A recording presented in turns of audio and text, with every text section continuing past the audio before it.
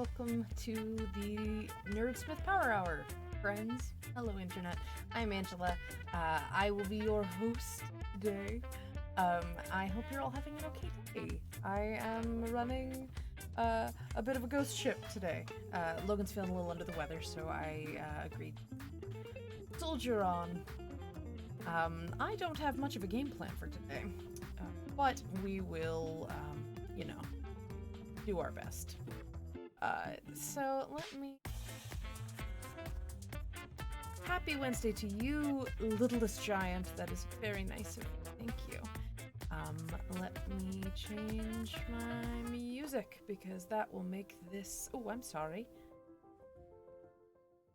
I can fix. Is that any better? I hope it is.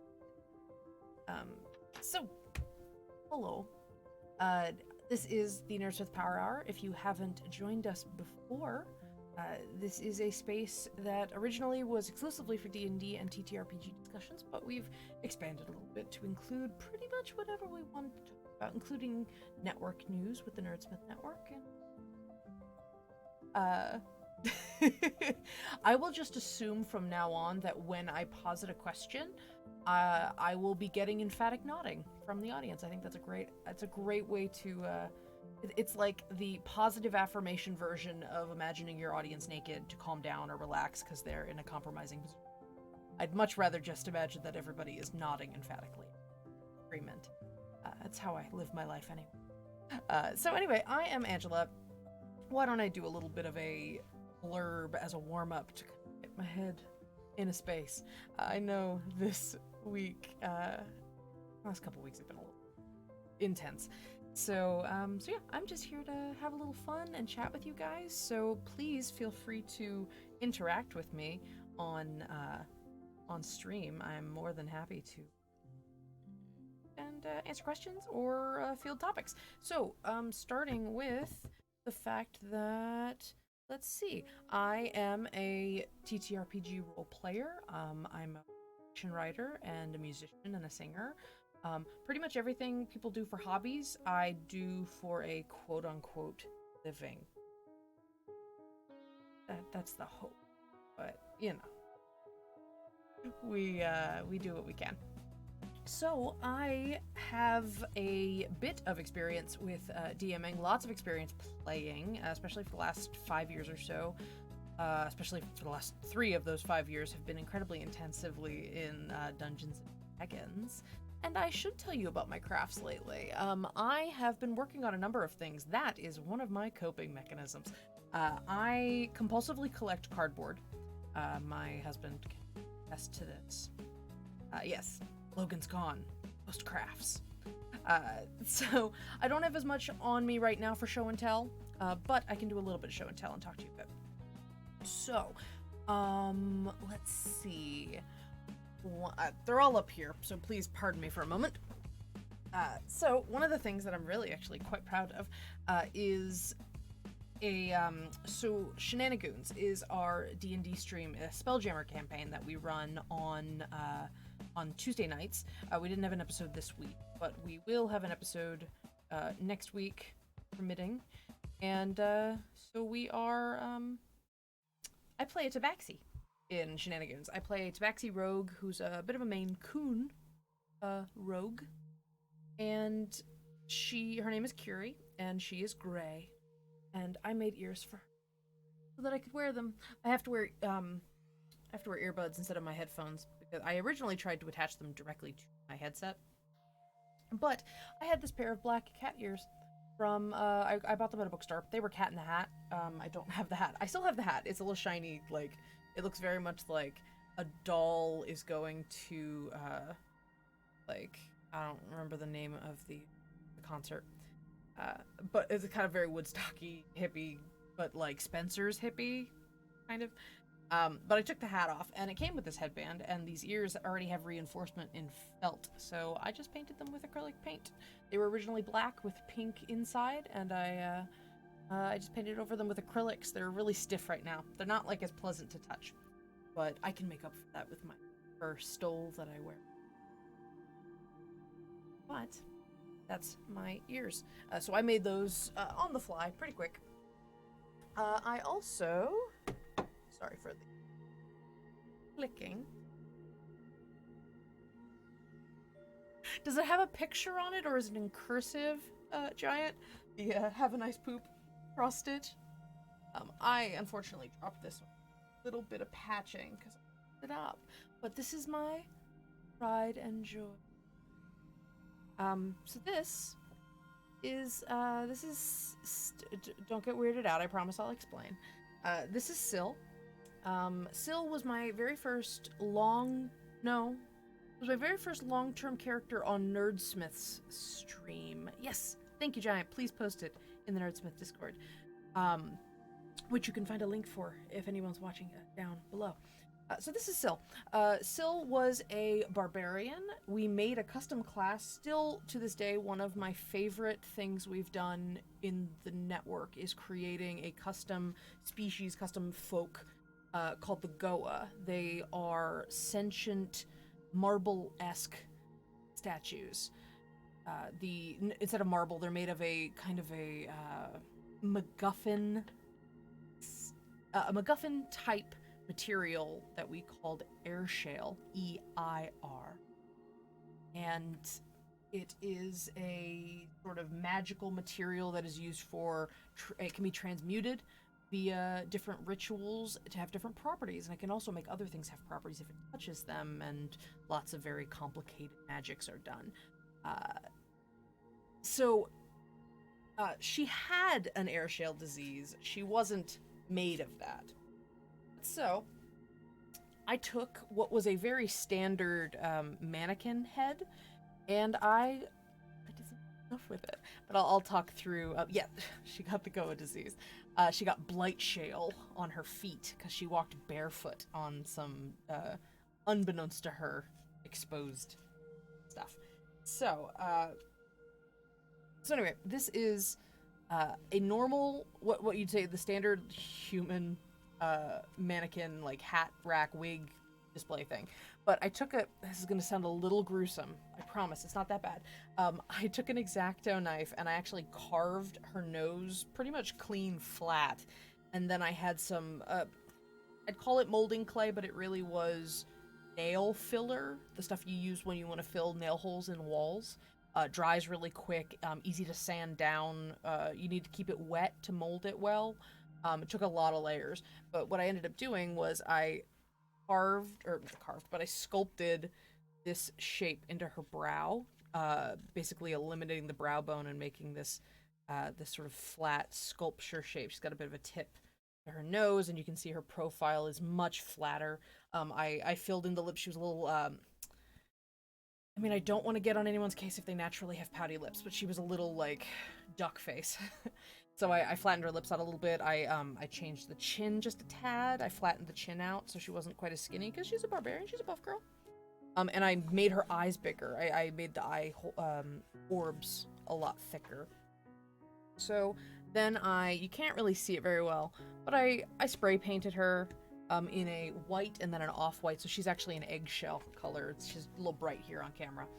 Then I took another X-Acto knife and I carved. These are actually probably a centimeter deep, these grooves in the back of her head, and it's meant to be, in the story, the Goa are made of airshale, which normally would just be this marble-esque sort of got this sort of translucent quality to it, stone-like substance, but it also has their creation process. I dropped it on my foot. My foot's doing okay now. I had to ice it for a while. Anyway, the Goa have bronzing as part of their detail. They have armor pieces and like chest plates or shoulder pads, or in this case, this sort of grooving embellishment in their sculpt, which is just a term that they use when they talk about their physical form. And so yeah, she's got this. I know, I'm a bad Goa mom. So I filled in these grooves with glue, and I actually covered up what was a bit of a mold mark, not like bad mold, but like how they shaped this thing. There was this impression right here, so I turned it into a spiral. But so she's got this kind of tree vining arcane vibe going on with the back of her head. And because of Airshell being able to absorb materials and change them, because it's just magic. It's magic stuff. It is flexible, so she can move around with the bronzing. And then, because she was a goof, and she was a paint maker, and she doesn't have any body hair, so she gets cold, wears this hat. One of my favorite things I've ever bought and commissioned. I got it from an Etsy store. We Are Native. It's a Canadian crafter. She made this beautiful hat for me, custom. It was not terribly expensive considering how beautiful it is.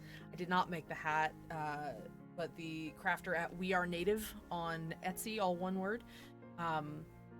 It was actually multiple styles of hat. I asked her if she could do very specific details. I wanted the braid and I wanted the hat tassel in this color, and she was very accommodating and made everything that I wanted out of it. It's so comfy and it's wonderful, and it's like the most sentimental thing I own right now, I think. And I just put yarn in my nose. Hold on, I gotta sneeze. Don't stick your face in yarn if you're not ready to sneeze.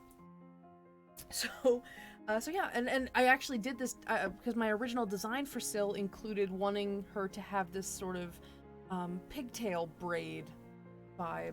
I wanted her to look like a little girl. She departed quite a bit from that in the end, but she still had that very childlike quality to her, and the hat became a very iconic piece. One thing that I'm trying to work on that I was scolded, sadly, for not doing. One of the biggest things about Syl is that she's a paint maker and she loves to paint her face. So what I'll probably be doing is making little cutouts or little sticky things like Post-its. I could use Post-its. I have hot pink Post-its. And every week I would make a new face paint. I wouldn't paint my face, but I had her art piece, her character art, and I would Photoshop new looks on her. So she'd have like a David Bowie lightning bolt in the middle of her face, or she'd have sunshine or flowers and rainbows, and she's very colorful. But then she also had a lot of war paint she would do, like stripes under her eyes and like neat things. Like she had one where there was like just a handprint across her face. So yeah, I will be making things that I can attach to her, because goodness gracious, if I'm nothing if not indecisive when it comes to outfits, so or choices. So I like the idea to have a little bit of flexibility so I can change what her sculpt paint job is for the day. Maybe that'll be something that I film or something, or share with people. But so yeah, this is Syl. She's very I talk out of the side of my mouth when I talk about her, and I talk to her talk as her, and yeah, she's pretty cool. She was a Path of the Zealot barbarian, which was really fun to play. The idea that there's a bit of a religious overtone, divine overtone to the Airshell. It has this arcane quality, but then I also developed a bit of the culture of the Goa, that there were different power structures with their people, including a more druidic, the idea being that the Goa, being individuals, they can choose how they wish to see their place in the world, and so there's different ideologies among the people. And one discipline that developed, okay, let me tell you something, little ashamed. I played a Zealot Barbarian, and I didn't die in combat. Do you know how frustrating that is? To not get a chance to die?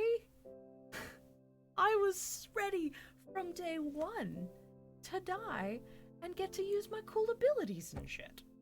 Not to mention, we came up with a really cool system that when the Goa die or are knocked unconscious, yeah, that's all the cool stuff for the Zealot. That is why I built Syl to be an enjoyable character no matter what mechanically happened with her. And there's my first little nugget of actual D&D advice today. if you are building a character and you are not explicitly scripting moments with your DM, make sure that the character build that you create is not reliant solely on the mechanics of the character. That can't be your only joy in the character, the mechanics as written in the story. Find other aspects of your character to embrace and enjoy and lean into those. Have the mechanics be a fun extra, because if you rely solely on specific skills that you have in your brain as being used for specific circumstances in order for you to be fulfilled, you're gonna run the risk of being disappointed, and the last thing you want is to be disappointed in a improvisational play scenario like D&D. You want to find your joy where you can. So Syl was so challenging and interesting. She was asexual but not aromantic. I wanted to play with a character that God, that's so good. Just gave money to people. That's wonderful. I really love that. Syl was aware of like how things worked. She'd been around. What was really nice about the Goa is that they essentially are immortal up until their physical form starts wearing down. There's an interesting perspective to be found in a people that are so long-lived. They're longer lived than most of the species, but we do talk about the fact that most of the PCs you'd be playing are fairly young. They're probably under 100, just because they're going to be the ones that are designed specifically to go out and explore. That's an impulse that they have.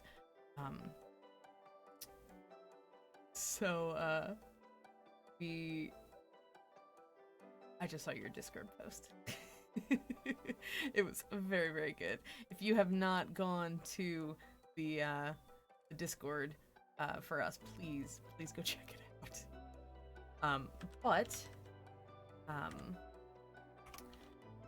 So anyway, it's been really fun to explore this idea of a species that is so long-lived that they have a different perspective on time. It's similar to the way that people take elves, but not social. And this connection to the Airshell was very pivotal to their worldview and their culture. They were an isolated species. They had originally been created in a sort of golem-esque role. They were to be 1L, not the Lord of the Rings character.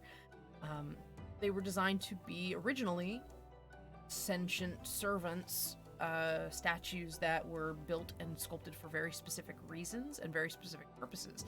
And the mixture of transmutation and golemancy and magics to bring something to life, because of the Airshell being capable of doing that, their designs became more intricate over time. The makers, the sort of an Atlantis sort of lost civilization, called it the Ruined Kingdom, I think it was called. They were sort of in a very Atlantis way, a highly complex, highly technologically advanced culture. And I will discuss how we worked through that out. Jesse, that's a good question. So they became, I'll dovetail into this. So they became more aware, and there was a incident, I guess, a culling or a revolution. We kept it very vague because we wanted, if we were going to create a campaign setting, we wanted people to feel empowered to express how they think it went. But the kingdom, it was a flying kingdom. It fell from the sky into a mountain, and no one ever heard anything of it again for a very long time. Any attempts to explore it, no one came back. Eventually, people got the hint that it was either just too dangerous or Yeah, it was just too dangerous. Nobody attempted anymore. But it was where all this tech came from. Airships originated there, but that technology was lost because the makers of the Ruined Kingdom hoarded that technology, hoarded that craft. So very few people understood how to work with airshell it as a material to do things, especially to make sentient beings. And the as far as the rest of the world was concerned, the city was nothing. And so yeah, I'm sorry.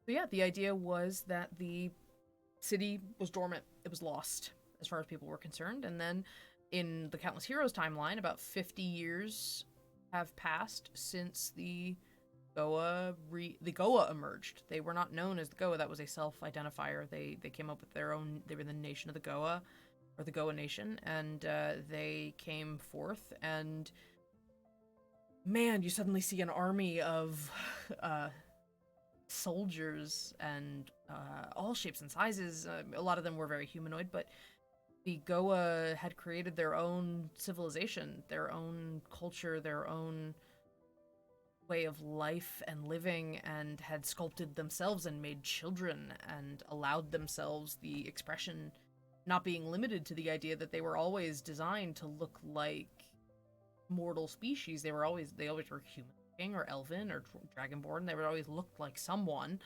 that you could see just walking around, and they never felt restrained by that when they were by themselves. So you saw creatures, things that looked animalistic, things that looked like monsters, things that just were abstract art, which is partly what Syl's face is meant to. She doesn't look like a human. She is more streamlined and intentional, like that. So the idea of a very long-lived species like the Goa being a PC, we ran into some problems. We didn't necessarily want an eternal being to be there and be a PC. We knew that was going to be a little challenging, or just not really in the spirit of what we were trying to do.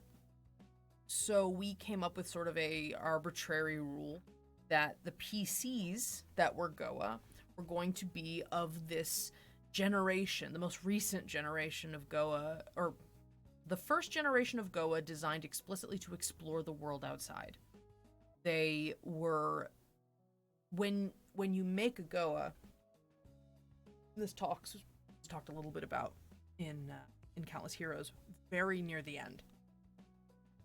When you make a Goa, you are imparting personality into it. You are imparting life, and it's less about you dictating what the Goa will be, because when they're created, they're pretty much fully formed mentally. They're not children. They're learning context and experience and things like that, but personality and their potential is what you craft into them, what you hope for them, the values you wish that they feel when they first emerge conscious. You don't have complete control over the kind of person that they become. Not in the way that the Goa make their children now. It's not a control thing. It's not a you are this, which is like what some of the older Goa might have been designed for, some of the more original designs. These sentient people just kind of give someone a purpose and hope that they buy into that purpose. They don't have to, but they are given the skills or the tendency towards certain things because their parents wish something for them. I mean, parents, you say like, oh, I just want my kid to be happy. Sometimes you hope things for them, and that's kind of what the Goa do. And that can be as specific or as general as that particular Goa wants, and you can discuss the morality of that. But the idea for the adventuring Goa, the ones that would become a playable character for D&D, would be that they are designed to, the detail I forgot to mention, They're designed to seek airshale. They have a connection to it, an intrinsic connection to the thing that they're made of, the material.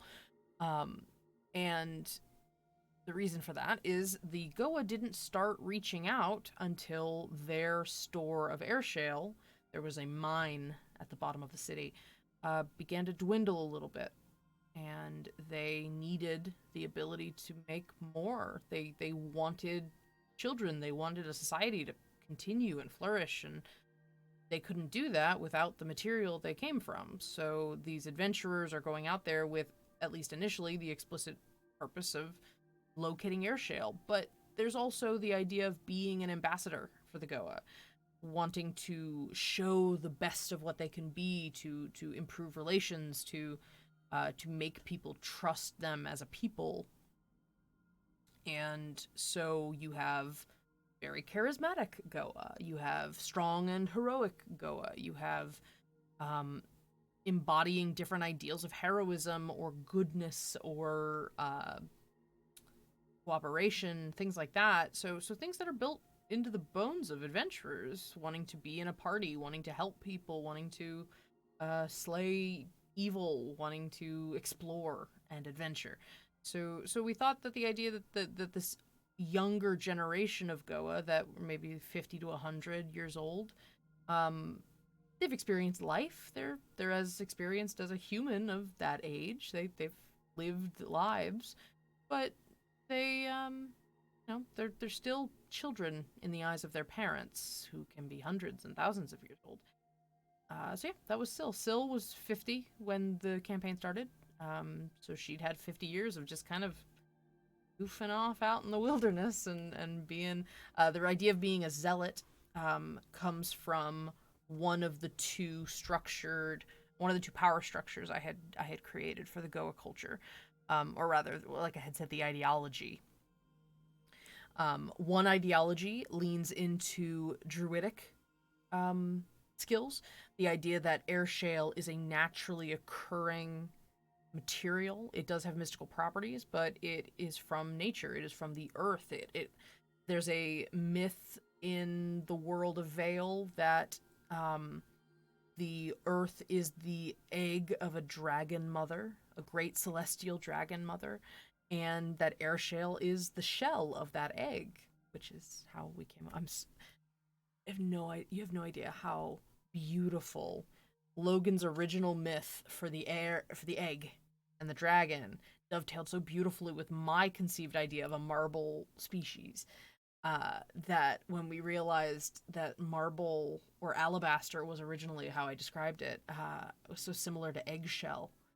And when that came together as, oh, well, that's how some people see airshale, is being the shell of this egg. Airshale also kind of rhymes with eggshell, which is beautiful. Oh, there is nothing more beautiful in our story building than that, in my opinion.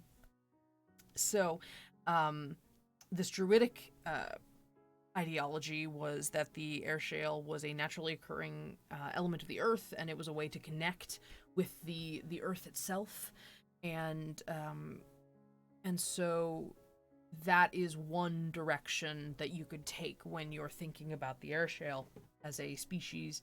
Another is more arcane, so it's a little bit more of the Golomancy and the schools of magic that would help create the airshale people, the Goa.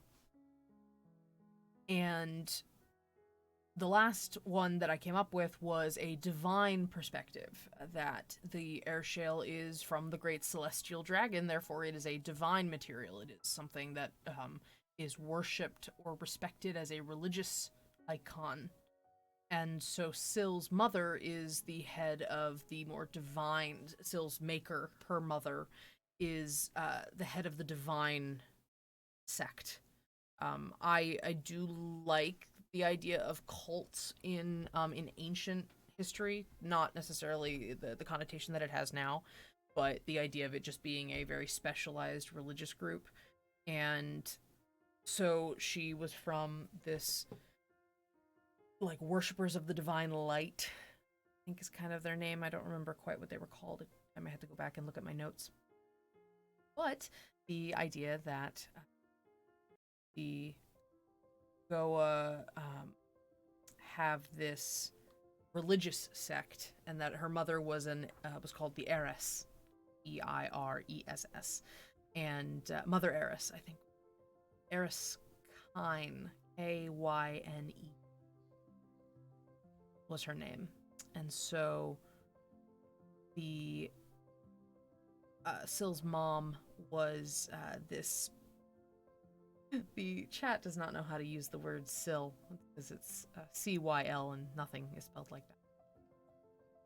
But so she has this zealot background because she was raised in this complete belief that Airshale was this sacred thing, and the funny thing is, especially over the course of the story, Syl discovers or comes to the realization that Airshale is not just natural. It's not just arcane. It's not just divine. It's all those things. And so this more holistic and slightly more practical view, understanding it as both a mechanism for creating life, but also a tool, also a material for magic items, a component for potions and spellcasting, things that can be consumed.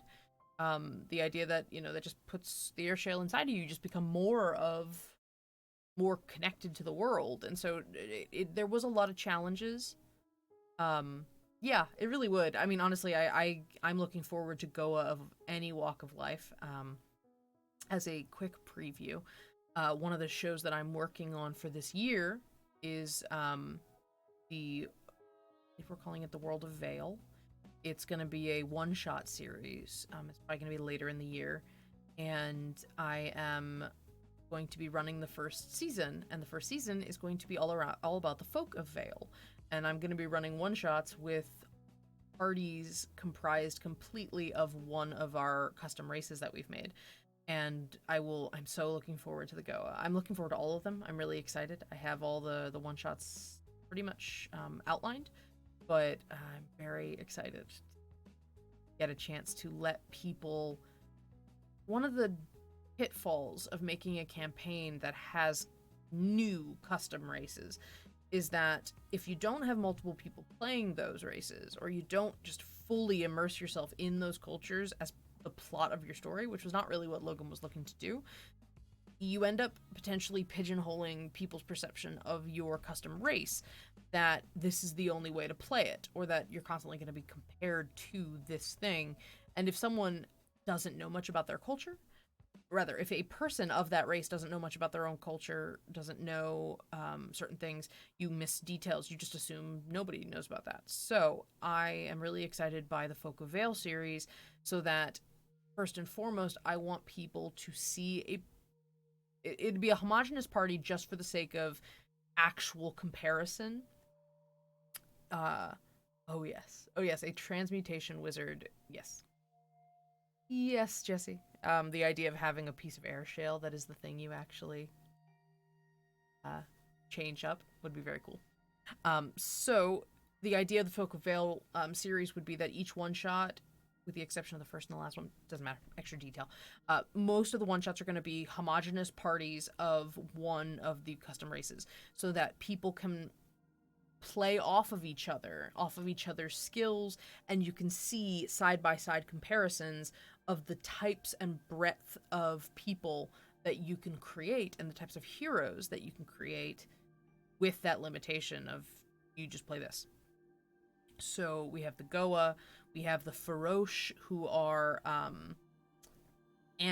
they're like beast folk that are specifically off of mustelids, which are the species, includes species like otters and ferrets and badgers and stoats and martens. Pine martens are also in there. So long tube animals. Farosh are also a class or a race. We have the chitin, who are insectoid, inspired by these beautiful green beetles. So they're very ornate and very pretty. The Nacosta,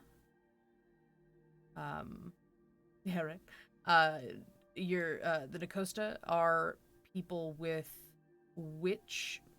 No, we wanted a witch-like uh, group, so we made a people that in our story descend from the Baba Yaga, but the idea being that descend from a hag or some sort of mystical fae um, creature.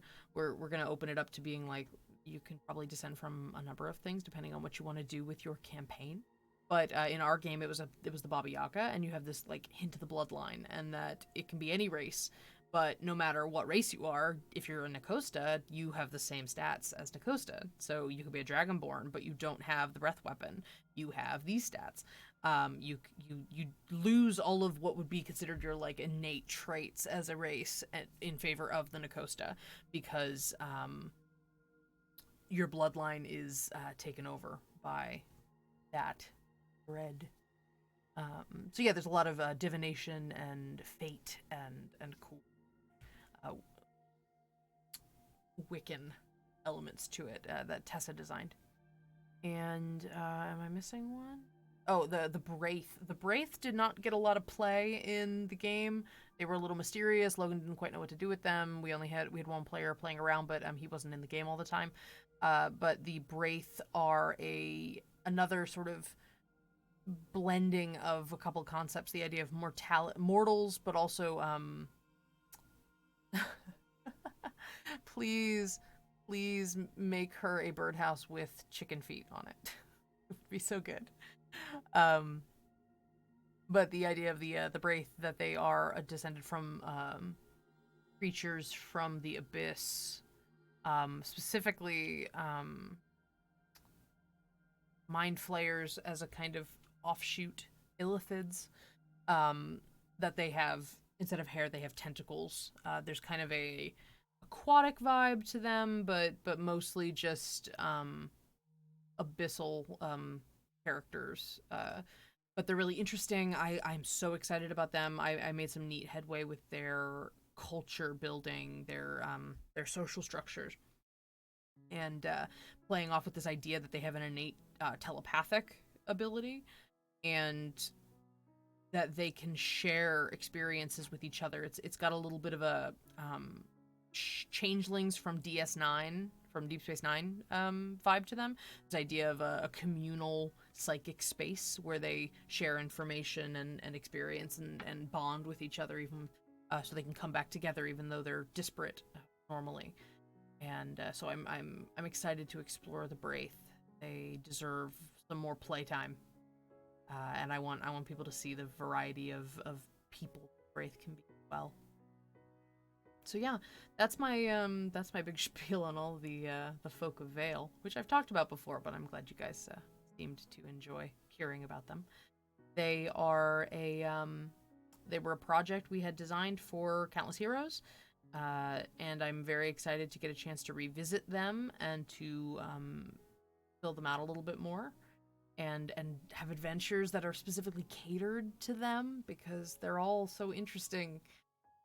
And our creators are each going to get turns to play the characters and build their own characters, and so I'm very much looking forward to a nice crash course in DMing as well. Logan's very generously shared this world with us, and was okay with me playing around with it a little bit.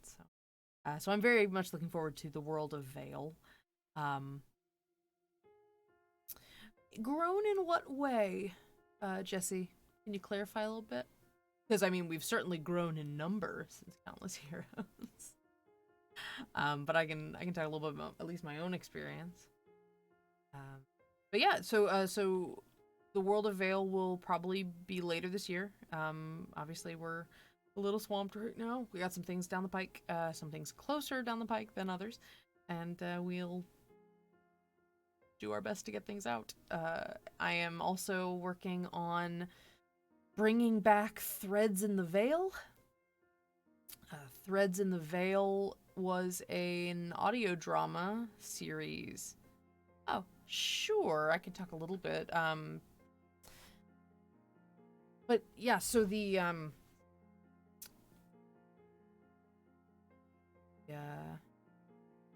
had Okay. So, how we handle combat, role-playing, character development. Well, I will say Countless Heroes was a tremendous crash course in how to run big games. We had done it previously. We had done it once previously, in a very different setting.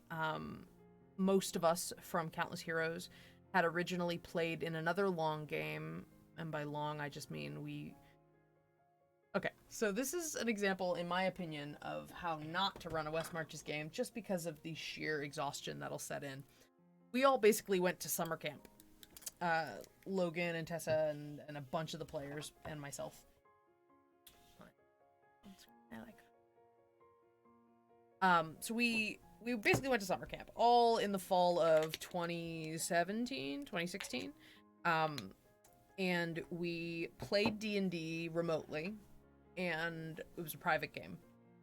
But this West Marches style campaign had 11 people in it, and eventually had 11 total. And we played 5-6 nights a week.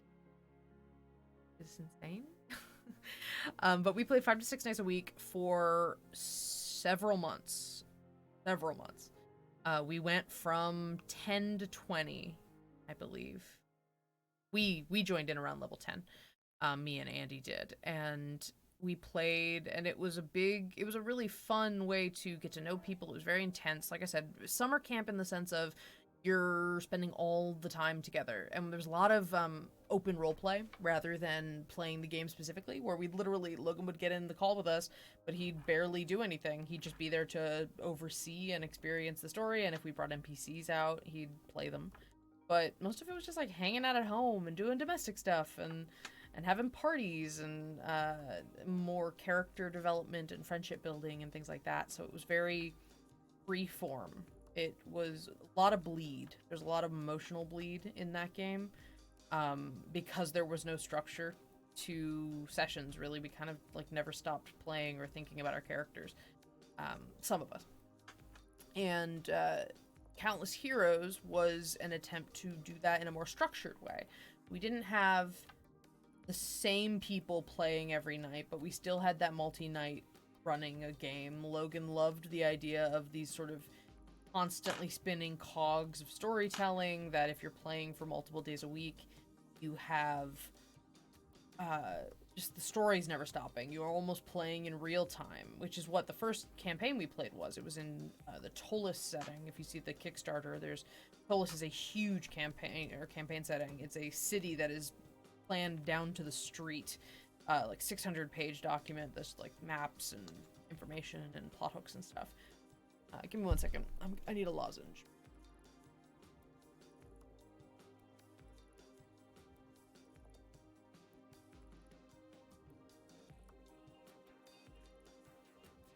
Okay. So, I am really traveling around. I'm not quite answering your question, Jesse. But it's a conversational answer. So the idea that we were going to do Countless Heroes was that it was going to be much more structured. We'd have a schedule, who was going to play when. My bottle's yellow, actually. My OBS apparently doesn't like yellow, which eliminates an entire section of the color wheel for me not to wear. See, even like blue threading is a little bit touchy. But yeah, so the idea of Countless Heroes was structured while still being this kind of multi-day event where a whole week would pass with this like major arcs and things like that. And having that many people was a crash course in handling people. Once we dealt with 16 people, that's scheduling, managing expectations, conflict resolution, in and out of character.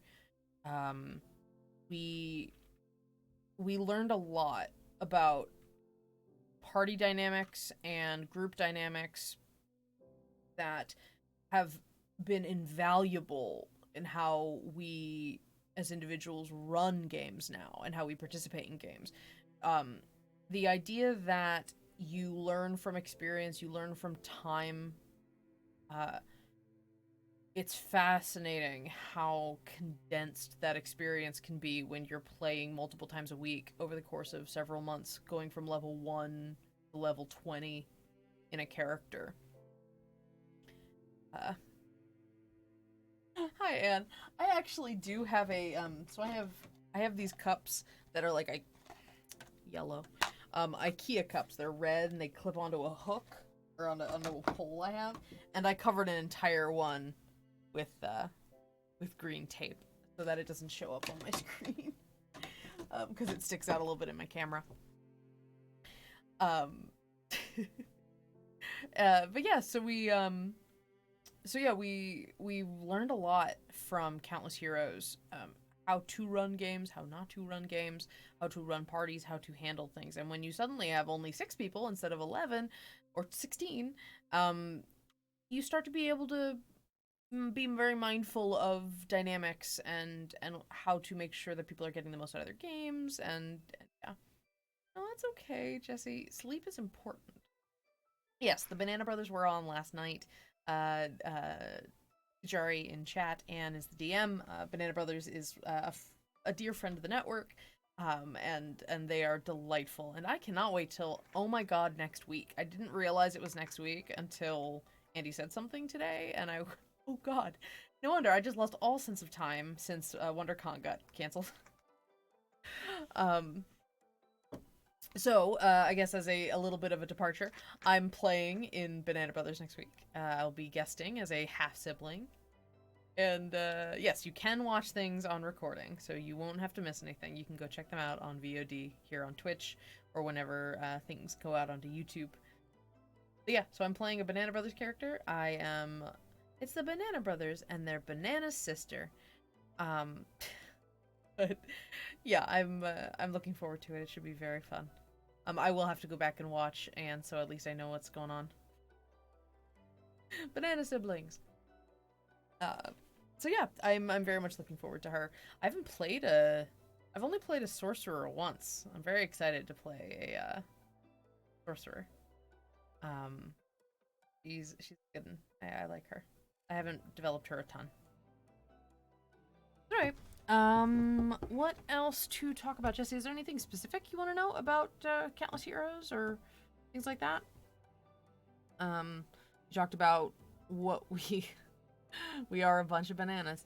Um, if you want to know what we learned from combat, we have several homebrew rules that we've developed because of our experiences with Countless Heroes. We have one of my favorites that we've developed or that we've really leaned into a lot are moments. Moments is a concept that in combat, if we have decided, it's so freeing to play D&D sometimes that's rules light. And in combat scenarios, understanding that you're there to play out a hero fantasy. Some people are more interested in the other aspects of roleplay rather than just the combat, and I understand there's a lot of discourse about D&D being primarily built around combat, which it is. But for the people that know the system and want to play around in a more roleplay heavy capacity, 16 people was too many. We will probably never do that again in that way. Like I said, the World of Vale is going to have a big cast, but it's mostly going to be a rotating cast where everyone plays something different in a one-shot capacity, so there's no pressure to keep continuity or service every individual character's storylines, because they're all going to play different characters. It'll be fine. And they're all one-shots. But yeah, so I lost my train of thought, because I do that a lot. I hope this is interesting. I'm almost done. We're hitting about the end of this. So some of the homebrew rules we have are moments, which is a way of expressing the overall flow of a combat encounter without taking 2 hours. What Logan has done and what I like now is having the players describe something kick-ass, like that superhero moment or that action movie moment that is really badass, and describing it in ways that might exceed exactly mechanically what you can do with your player's abilities. Like, you want to have those cool, like, hero shots.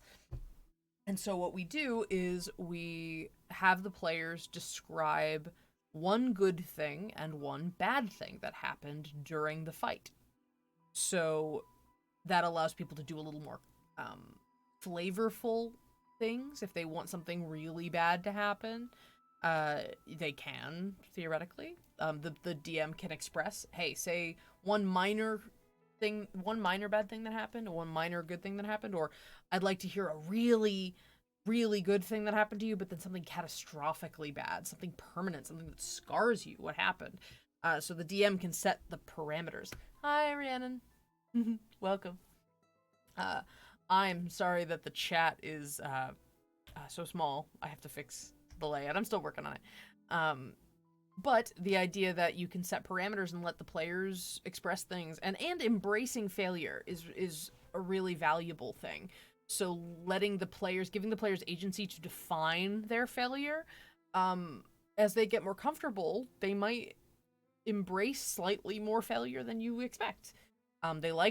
Players love drama. I love drama. So they like kind of bad things happening with their characters because they can cathartically play that out.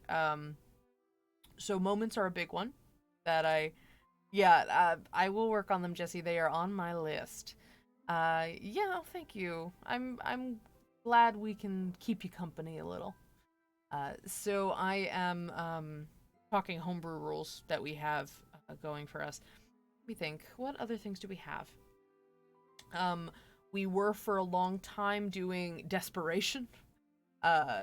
There is plenty of discourse about people not quite enjoying their time in combat, and this is partly why moments were created. They're a good tool to wrap up a combat encounter. If the combat encounter was not intended to be something that threatened your adventurers, moments are a good way to maybe wrap the combat up. Give everybody a round or two to play in their space, and then say, okay, we're gonna go into moment. We're gonna give you a round or two to like play in the mechanics and dice roll, and then based on your dice rolls, we're gonna go into moments to wrap this up so we can have something exciting and narratively satisfying. So I like moments as a tool. I think they're fun. They don't have to happen every time. They're a good way of kind of controlling the pacing of a combat encounter. Let's see. Nat 20s mean max bonus dice, not just doubling the dice. Okay. We do maxing your dice roll. We have rolling your damage dice and then adding the maximum. So yeah, I think that's the same thing. Yeah, see, I like role-playing during combat too, so the idea of trying... Yeah, we're on the same page. I have a bad habit of rephrasing things so that my brain processes them, and it sounds like I'm just stating what you said as my own idea, and I'm just trying to process it. Yeah, it's a good one. I like drinking or passing potions as a bonus action too. Partly it just gives people more to do during combat. I like potions. I think they're fun. And I think to make it an action is, I don't know. That's just me. I do like, see, any player can try anything. And I approve of that. That you can try anything if you're proficient, but in certain circumstances, I do think it might make sense to say, hey, if you guys are you're in your, one of the things I really want to try to figure out how to embrace, and maybe there are other groups that have done this. I have to imagine Acquisitions Inc. has done this, maybe just by virtue of the fact that they embrace it as we're an organization. I want to start looking at D&D parties and expressing the rote practice and cooperation and planning that would have to happen realistically for a group of people to be combat team ready. The idea of planning strategies, knowing how to react to each other. And part of that is the players learning each other, but I want to figure out how to more textually express that. I don't want them to be practicing. I don't want that to like be the story, but I want to embrace that element of a prepared party is a successful party. The idea of somebody in the party kickstarting the idea of, all right, we're around a campfire. We are doing nothing. Let's just start throwing thought experiments out there. What do you do? How do you deal with this kind of monster? What do you do with that? And I think part of that's just going to be flavoring resting. But also trying to engage the party in that discussion. So maybe a little bit of a decompression of after a combat encounter, giving the party, if they're in a situation where they can, giving the party an opportunity to rest and roleplay and have a little bit of a meta discussion, to feel what it's like to learn from mistakes and plan ahead. The idea, and I think partly what that might help, if people are delicate, they're allowed to make, let's say, they're allowed to make one critique of another person. One. Because it could turn into a dog pile. But the idea of being able to talk to each other about, okay, what went right, what went wrong, what do we need to work on next time? How can I support you to keep that from happening again? Having those meta strategy discussions, I think that would be interesting. I don't know if it'd be good for a stream, but I would like to try to encourage players to have those conversations so that they feel that they are professionals. Their job is to be good at this, so they need to learn how to be good at it. Especially if they're starting at low level and they need to get to know each other. I think that would be a valuable thing. And then what I'd like to do, because establishing that as a reality of my game, is to then give people the opportunity to do, I'm still working on the details, but to do an Ocean's 11 flashback during combat. If people don't know what to do, I might pause the combat and say, okay, you were all around a campfire days ago, weeks ago, and you talked about a scenario similar-ish to this. What'd you talk about? What is your, like, if you run out of concepts, if you run out of ideas, you as a player, you as a character, have been told or have learned to have a default action. What do you talk about? And let the party kind of huddle for a second. Give suggestions. Maybe not specific suggestions, but vague suggestions. About what to focus on or what to worry about. Oh, if you're in combat and I'm bleeding, don't worry about me. I can handle this. I can do this stuff. And basically like, okay, time in, and you get back into combat. So it's like you had a quick mind palace memory moment, and you go back in, and then they might have some stuff to go off of. Just so that they don't feel stuck, but then still like keep everybody involved, kind of thing. So I want to play around with that, the idea of the Ocean's 11 flashback. So last night during combat, our players were engulfed in darkness and attacked. I heard about that. Andy came in and said, there's dark everywhere. The players knew who the attackers were, but the characters did not. When the darkness finally faded, one character who recognized their attackers as acquaintances used his turn to ask if they saw who was attacking them. I heard about the magical darkness last night. I'm sorry that happened. All right. So, I'm gonna call it. So really quick, I want to hop into the cash corner. It is just a chance to talk a little bit about, oh no. Oh, sorry, let me make that quieter. So everybody, it is time. Faded off into the sunset. I am Angela, if you didn't know that already. I'm a director at Nerdsmith and a creator, and I love that you guys came to hang out with us, with me, and us, as in the collective us, here in chat. I will have some stuff a little bit more polished for next time. I threw this together kind of quick. All my love to Logan. He, like I said, he's just feeling a little stressed, needs a bit of a rest, and that's okay. And so we are part of the Nerdsmith Network. If you're not already a member of the Nerdsmith Network, please member of our community. please go join our Discord. Our Discord is in the links below. You can find it there below the description, or you can find us at nerdsmith.org. Find all of our links there. We are a community of creators and people doing our best to try to do good things and help each other and support each other as we make things that we love, whether that is crafts or stories or different kinds of media for you to enjoy, and they do it for you free to access. And all we ask is your support. Share, tell your friends. If you'd like to donate money, that's more than welcome. You can subscribe to us on Patreon at patreon.com/nerdsmith. Let me see if I managed to successfully turn on the bot. I might not have. No.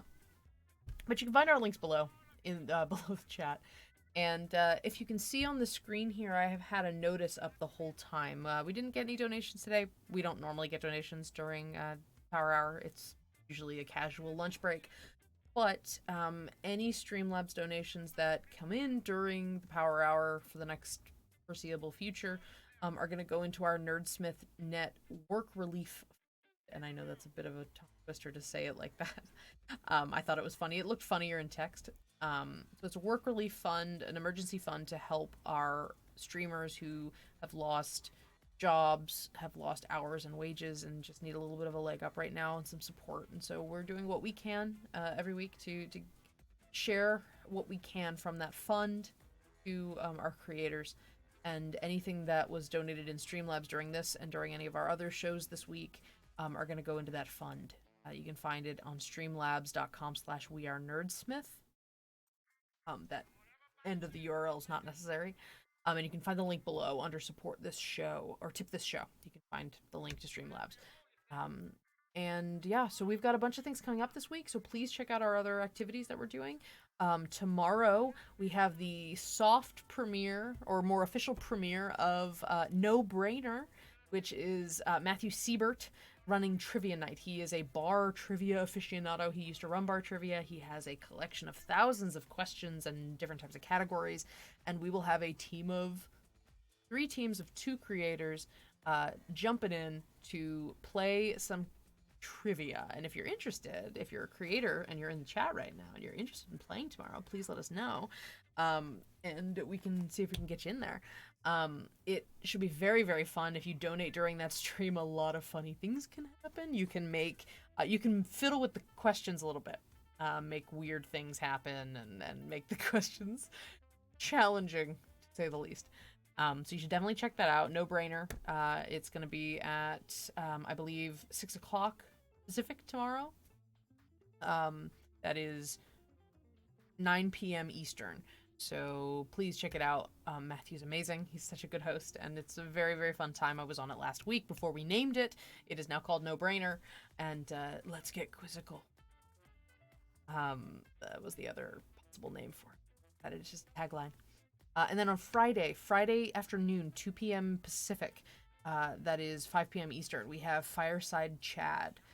Chad Jacobs is the DM for, or the GM for Chaotic Goodness podcast, a sci-fi podcast that we have on the network, and it is a half hour or so of Chad talking about advice and resources for mental health. He is a licensed mental health professional in his day job, and has been so gracious to come on to the stream for the last few weeks and talk to people about how to cope and how to manage their mental health right now. Talking about depression or anxiety or good ways to fight boredom, good healthy ways to fight boredom, things like that. And it's just been really nice to have him on. He's very knowledgeable and very, very lovely to hear. And then Friday night, we're doing karaoke. Nerdsmith sings its heart out, or Nerdsmith sings our heart out. We're going to be playing Twitch Sings, the directors, and I believe Gabby will be joining us, Matthew Siebert, Kyle, Tessa, myself, maybe Heather, maybe Logan. We might have a rotating group of people going in, but we will be singing some karaoke on Friday night. We had an incredible night last week. during Nerdsmith Sings. It was so fun. We had some tremendously generous people. We raised $250 last week to go into our emergency fund. We were so grateful. Exclusively from that night, we raised $250, not counting what we had already put in there. And so it was so nice to just sing and goof off and have a good time. I will be your host because I'm on camera, but yeah, it was really, really fun. And you can find a bunch of my stuff on the VOD because I'm the only one with the guts to put my music on there. Nobody else was. Gauntlet Throne. But we do have Logan singing Bohemian Rhapsody as Pugnut the Goblin. That was our $250 reward. Was him singing what ended up being a very long song. But it was really wonderful, and we had such a good time, and it was just a nice way to cap off the week. So please join us.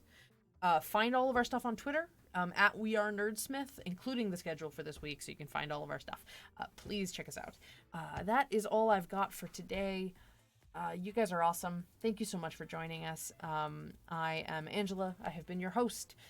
Thank you so much, Anne and Jesse and Lola's Giant and anybody else who joined in. You guys are awesome. Thank you for joining me in chat. I had such a nice time.